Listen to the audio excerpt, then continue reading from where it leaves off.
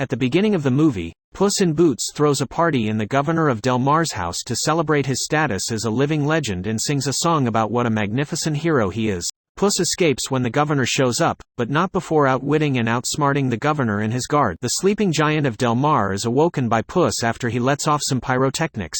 As the one-eyed behemoth tries to destroy the town, he fights an epic battle with it. Puss used cunning to wrap a bell around the giant's horns, which he then uses to put the monster out cold. As he and the town folk are celebrating his win, Puss is crushed by the bell. Puss awakens in the town doctor's office. He tells Puss that the bell killed him, but since cats have 9 lives, Puss doesn't seem to mind. Puss is forced to consider all the other times he has passed away by the doctor, including during a bullfight, a poor poker game, a fall off a ledge, getting burned while baking cookies, with a brief cameo from Gingy the Gingerbread Man, being shot out of a cannon, being crushed by a heavy object, and having an allergic reaction to shellfish. Puss has thus reached the end of his life. The doctor advises Puss to give up his adventurous lifestyle, but the cat is certain he shouldn't be concerned. Later, a mysterious big bad wolf approaches Puss as Puss is seated in a bar. The wolf turns out to be one of Puss's toughest opponents because he is quick and can cut Puss with his scythe. As Puss runs away, he comes to terms with his fear of the wolf and decides to put his boots away for good. Puss is taken up by a cat lady named Mama Luna at the doctor's advice. Puss's civilized life makes him miserable.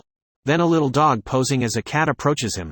The nameless dog is referred to as Perito by Puss, Papa, Mama, and Baby of Goldilocks and the 3 bears, who are bounty hunters looking for Puss for a covert job. When they get to Mama Luna's, they force entry and demand to know where Puss is. Baby scoops up Puss, but Goldie doesn't recognize him because he has a beard and is missing his clothes. They discover his grave and choose to continue their goal using a different strategy. Puss hears them discussing how they needed him for a heist to take a map to the Wishing Star, and that Big Jack Horner is in possession of the map. Puss chooses to resume his heroic ways and seek out the map on his own after realizing he can make use of his wish to have his previous life back. Puss sneaks into Big Jack's stronghold, but Perito, who believes he can aid Puss, is after him. Jack wishes to use the map to locate the Wishing Star in order to find all the magic in the world. He already owns a number of magical items from other fairy tales. Puss reaches for the map, but Kitty Softpaws, a former flame, stops him. As Kitty had been previously hired for the job by Goldie and the bears, but she was going to betray them anyhow,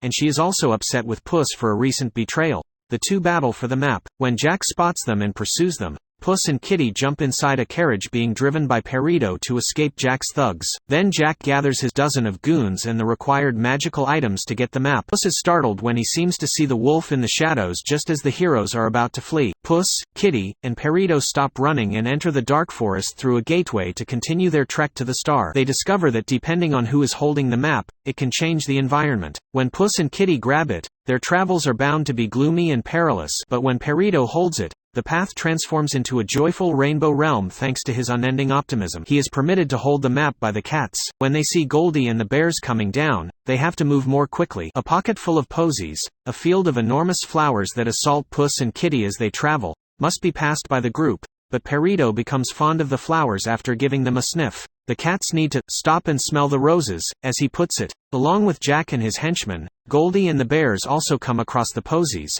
but they have less success and some of Jack's men are devoured or outright murdered. The main trio continues to move as Perito shares his past with Puss and Kitty. Puss and Kitty are horrified by how depressing his tale is, but Perito finds the good in everything. He eventually finds himself straying from the group and into a forest of vibrant hues, where Jack and his goons are waiting and sees Perito. After Goldie and the bears arrive, a new fight breaks out, and Jack's thugs are slain once more when he smacks them with unicorn horns. Puss eventually decides to flee as the landscape transforms into a darker and more terrifying woodland because he thinks the wolf is pursuing him. Goldie and the bears steal the map from the group during the struggle. Puss is located by Perito, who tries to console him.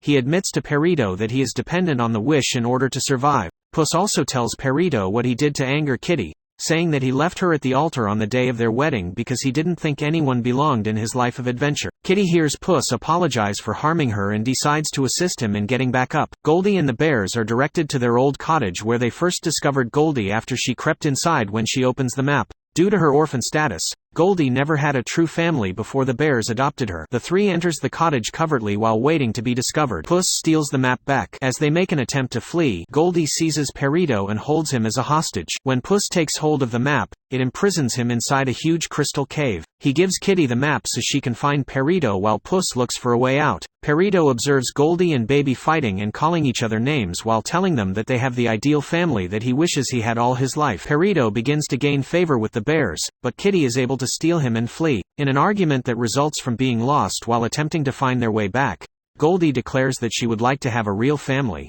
That is, a family made up of actual human beings. The bears are devastated by this, but Mama pledges to grant Goldie's wish if doing so will make her happy. When Jack tries to pull the cart across, all but one of his remaining minions fall to their deaths, serving as a human bridge to the next stop. As the cricket is being flung off Jack's shoulder, he learns that Jack is a terrible person. When Puss speaks to his first 8 incarnations in the cave, they all come across as arrogant jerks. The wolf's appearance causes him to lose sight of the fact that he is content with the life he is currently leading with Kitty and Perito. He claims to be Death himself and that he has attended all of Puss's past deaths. He is here to take Puss's soul. Puss flees in terror once more. Puss arrives at the star's location and starts to chant the wish-making chant. I hope I may, I wish I might. When she and Perito arrive, Kitty believes Puss is betraying her one more. Just as Goldie, the bears, Jack, and his henchmen arrive, Puss tries to explain that death is coming for him. The star starts to rise above the ground, creating a force field that spits people out as they fight and strive for the map. Goldie sacrifices her chance to fulfill her goal in order to save Baby after realizing the bears are her true family. The henchman is sucked out, and Baby is almost pulled out with him. To save Perito, Kitty pushes Jack into his bottomless sack. The wolf then reappears and captures Puss in a fire ring. He makes fun of Puss's dread of dying and tells him that using his wish to avoid death would be cowardly. He chooses to make his final life count after reflecting on his time with Kitty and Perito. As a result, he grabs his sword and engages the wolf in combat. Puss defeats the wolf after a bloody struggle. Enraged, he thinks that another time will come for him to see Puss again because he had hoped to see Puss as a roguish hero who was fearless of dying rather than how he is now. As the wolf departs, Jack emerges from his bag. After eating the expanding cookie, he then gets the map and starts to try to make his wish. Perito attempted to divert him by making sweet puppy eyes. It doesn't work on Jack because he's such a jerk, but it was simply intended to buy Goldie some extra time to toss Puss and Kitty in Jack's direction as the bears join the fight. The star collapses as Puss, Kitty, and Goldie rip the map to pieces. A section of the map is missing,